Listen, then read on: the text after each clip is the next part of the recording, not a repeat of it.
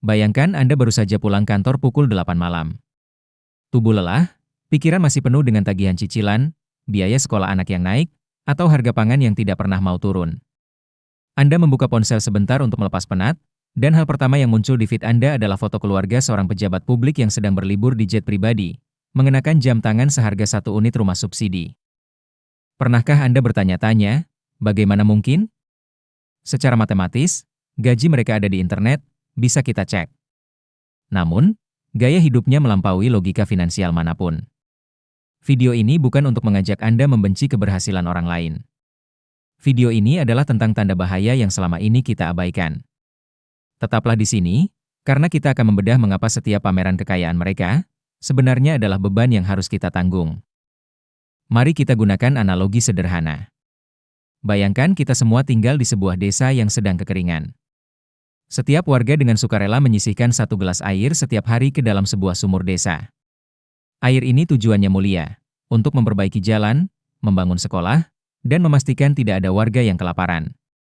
Kita menunjuk seorang pengelola sumur. Tugasnya sederhana, menjaga air itu dan menyalurkannya kembali saat dibutuhkan. Namun, suatu hari, kita melihat si pengelola sumur membangun kolam renang pribadi di halaman rumahnya yang megah, sementara sumur desa mulai mengering dan jalanan tetap rusak. Inilah gap atau jurang yang sedang terjadi di Indonesia. Masalahnya bukan pada si pengelola yang punya kolam renang. Masalahnya adalah dari mana air itu berasal?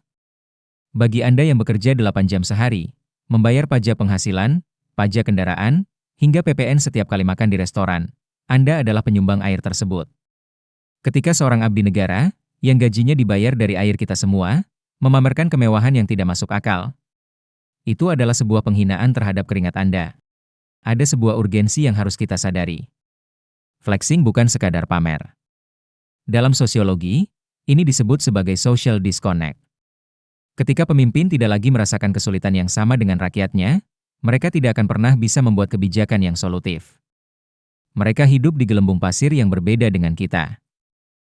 Mari kita bedah secara lebih dalam. Kenapa kita harus curiga? Kita gunakan 3 sudut pandang, matematika finansial, psikologi kekuasaan, dan dampak sistemik.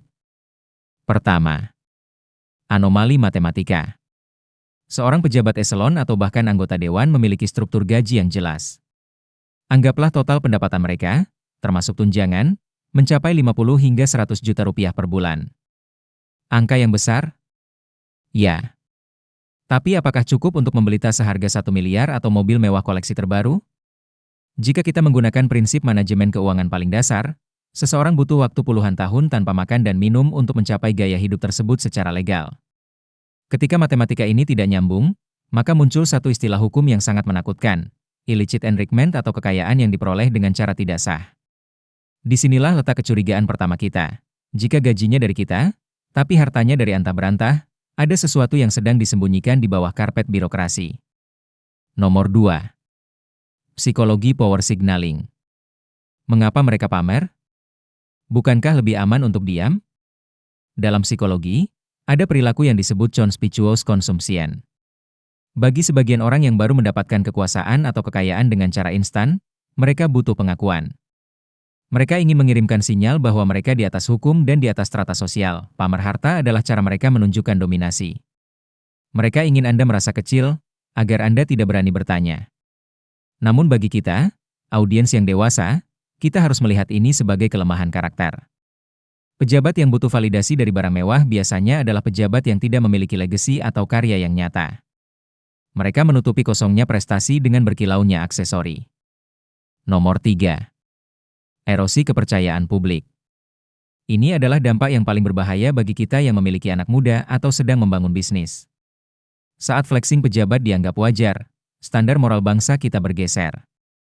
Anak muda tidak lagi bercita-cita menjadi inovator atau pengusaha sukses, tapi bercita-cita menjadi orang dalam, agar bisa kaya dengan cepat.